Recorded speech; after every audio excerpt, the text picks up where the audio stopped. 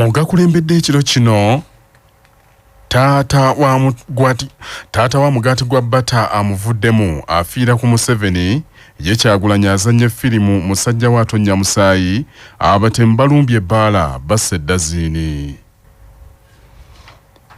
Embeera ebadde ya bunkenke mu kibuga Gulu ng'omukulembeze w'ekibiina kya National Platform era kikwatidde bendera kuba President Robert Kyagulanyi Ssentamu agenze okuyega akalulu mu bitundu ebyo ekibinja kyatambula nakyo bwe kirumbiddwa abakubi b'emiggo era waliwo akubiddwa bubi nnyo bamulese afuuwa Musaayi.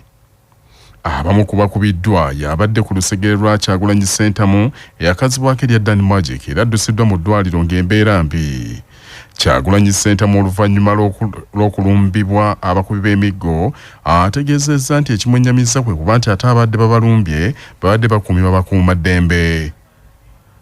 Ono bw'agaaniddwa okuyingira ekibuga Gulu avudde mu mmotoka n'asalawo atambuze bigere era wano emiggo egitandikidde okuvuga olwo abasirikale abakuuma Kyagulanyi ne balwanagana n'amagye agabadde gamulemesa okweyongerayo. Don't fight with them. Don't fight with the officers. Two people.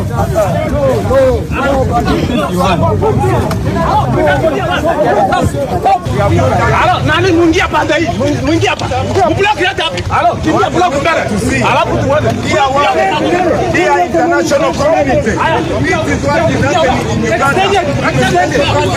what is happening in Uganda. Extended. Kyagulanyi oluvannyuma lw'abakuumaddembe okumuleka nga gwabadde naye avaamu omusaayi mungi bamaze ne bamukkiriza n'ayingira ekibuga Gulu ng'akozesa ebigere era n'atuuka abadde walina okuba olukuŋŋaana. Kyokka bw'atuuse mu kifo ekyo asanze ebyuma ebyogererwako byaggiddwako era ayogeredde ku byuma ebitambuzibwa ku mmotoka n'avumirira nnyo effujjo libakolebwako.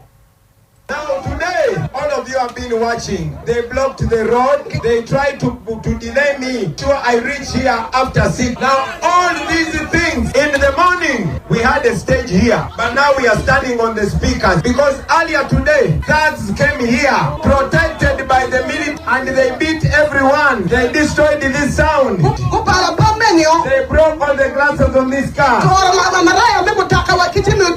they were being protected by the military. Kyagulanyi era yasinziddeeyo n'alabula bannayuganda abatannazibuka maaso ku nkyukakyuka eyeetaagibwa mu ggwanga lino. Yasookedde mu disitulikiti Adjumani gye yakubye olukuŋŋaana era eyo yategeeza abawagizi be nti singa bannayuganda bamulonda kuba pulezidenti mu myaka 5 gyokka gy'agenda okukulembera nti mweteefuteefu okukola ebinaalabulula bannayuganda n'okubalaga nti Uganda yali yatemerwako dda ettaka. Tomorrow, it has been like that for 40 years. It will continue being like that until we change it. Every day, Uganda loses 300 children under the age of 5. You know what kills those children? You know what kills those pregnant women? Gone to a hospital and there's no doctor. The doctor has to first drive a border to get some money and then go to hospital. Ebyo nga bikyali bityo abawagizi ba NRM mu disitulikiti y'Ekitagwenda ssaako ne Kabalole baaniriza ssentebe waabwe abakwatidde bendera kuba President Yoweri Kaguta Museveni ng'omuzira. Abawagizi abakuŋŋaanidde mu kisaawe ky'essomero lya Kayombo Primary School mu disitulikiti y'Ekitagwenda, President Museveni gy'ayanjulidde manifesto ye n'ekibiina kya NRM y'omwaka 2026-2030. Mu kwanjula manifesto eyo waliwo Muzeeyi Burhan Sserunga ng'ono ekitaawe wa Common Man's Party Mubarak Munyagwa Sserunga era naye eyeesimbyewo ku ntebe y'obwa President mu kalulu kano ng'avuganya President Yoweri Museveni. Muzeeyi Burhan Sserunga kitaawe wa Mubarak Munyagwa mugati gwa bata asinzidde mu lukuŋŋaana lwa President Museveni owa NRM n'atendereza nnyo Mwami Museveni nti ayambye nnyo eggwanga lino okukuuma emirembe okuviira ddala mu myaka egy'ekinaana. Agambye nti emirembe gyali gyalema okukuuma gavumenti ziri ezaasookawo n'asaba abantu bamuyiire obululu mu kalulu kano akajja. Muzeeyi Sserunga newankubadde mutabani we Mubarak Munyagwa naye ali mu lwokaano olw'obwa President naye agambye nti mbeesimbyewo tewali asobola kutambuza ggwanga lino okuggyako mukulu munne yekka Yoweri Kaguta Museveni. Hamwena muzeyi mugenzi wanjye kanyowe mureke etamwe kwiza tumuhagire abakiryomu tumubanze bye tubyona mubanza wabituhereze hangara His Excellency hangara Madam First Lady okabohurira ngo eke kitebe nekyenzikirizeegi eki nekyenzikirizeegi konka Your Excellency ebyona NRM ekabimaraho twena we are proud twereba nkomunya Uganda omwe kandi tukwingana. Bwatyo Muzeeyi Bruhani Sserunga kitaye wa Munyagwa ng'atendereza President Yoweri Museveni. President bw'avudde yayolekedde ekibuga Fort Portal mu disitulikiti y'e Kabalole ku kifo ky'ekisaawe ky'essomero lya St. Lewis College Kyegobe gy'asinkanidde abakulembeze b'ekibiina abalala. Muzeeyi Museveni asinzidde mu kunoonya akalweruddeeyo n'agamba nti enkulaakulana gy'atadde mu bitundu by'eno y'amaanyi ddala muli okuzimba amasomero, amalwaliro n'ebirala. Mbona kitwa Kyagulanyi n'ebekitweka eki mulina okukwata akacumu mukatonyeza ebikozirwe n'ebitakakozirwe. Enguuto tukatandikiraho abokuba NRM kwija mu gavumenti enguuto ya korasi ekene garikira Mityana ndijo garikira lya Ntonde ni korasi ya bene nekoma atukatakaje na sentobo nga twategana twadabirize enguuto ya korasi ya Mityana Kampala wajigarukamo amashanyarazi hasimu hamezi ebyonane ebyemisingi yebyentashye kutukuza abyemisingi yentura y'abantu abantu bantugamba amashomero n'amarwaro. Tafari ya kabiri n'entunguka kigambo cy'entunguka umujungu bacyeta development. As a development nemba bibiri orubajo rumwe n'emisingi y'ebyentashya. Omukubiriza olukiiko lw'eggwanga olukulu era omumyuka w'okubiri owa ssentebe wa NRM Anita Among eyo gy'asinzidde naye n'alangirira ebirungi amakulu nti NRM byetuusizza ku bantu mu myaka 40 gye yakamala mu buyinza.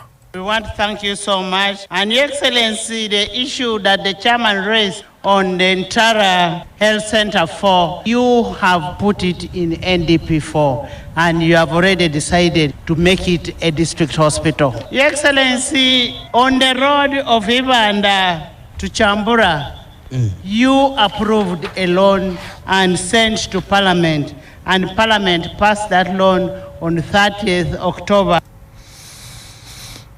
Ebyo nga bikyali bityakwatidde ekibiina ky'FDC bendera ku bwa President James Nandala Mafaabi ategeezezza abantu mu disitulikiti y'e10 ne Bukedde mu bitundu eby'etteeso nti tewaliwo ssuubi lye bayinza kufuna mu gavumenti ya Mwami Yoweri Museveni ekulungudde emyaka 40 mu buyinza nga tebafaako. Mafaabi bano abategeezezza nti n'ebintu bye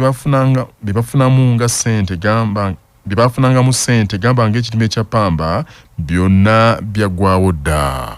For the 25 years I've been in Parliament, I've been fighting for the people. All my life in the civil service or anywhere I've worked, I have worked for the people. I know why you should work for people. This place was not for cotton. I want you to touch your clothes you're putting on. It has cotton. Now it is not from Bukele. It's from another country. That means our man has gone to another.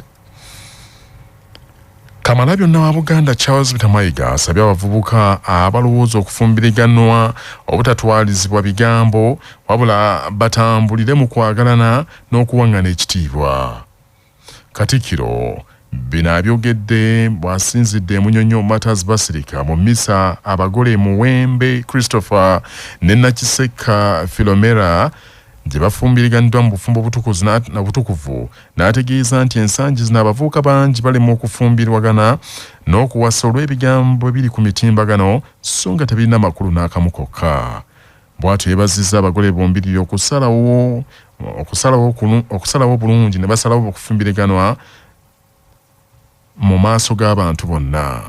Ennaku zino waliwo negative energy ku bufumbo kubanga bawulirayo gwamu babiri abeekubakuba abeevumaavuma ne bakisukkulumya nnyo era bw'obeera ku mitimbagano okuyinza okubuuza nti abantu tebakyabeera mu bufumbo era kyemuva mulabanza ntera okugamba abantu nti emitimbagano temugigenderangako mukozesanga bwongo bwammwe oli akugamba nti obufumbo tebusoboka yakabubeera mu bbanga abulinako bumanyirivu ki era bitiisa nnyo abavubuka bangi tusanyuka nnyo abavubuka nga tebagendedde ku ebyo ebyogera wano bayimbye nti obufumbo gwe musingi gw'ekereziya ne mu Bwakabaka obufumbo tubutunuulidde nnyo kubanga bwe buvaamu abantu betusuubira okuzza Buganda ku ntikko. Christopher eby'Obwakabaka obimanyi nnyo era nkwagala nnyo naawe okimanyi.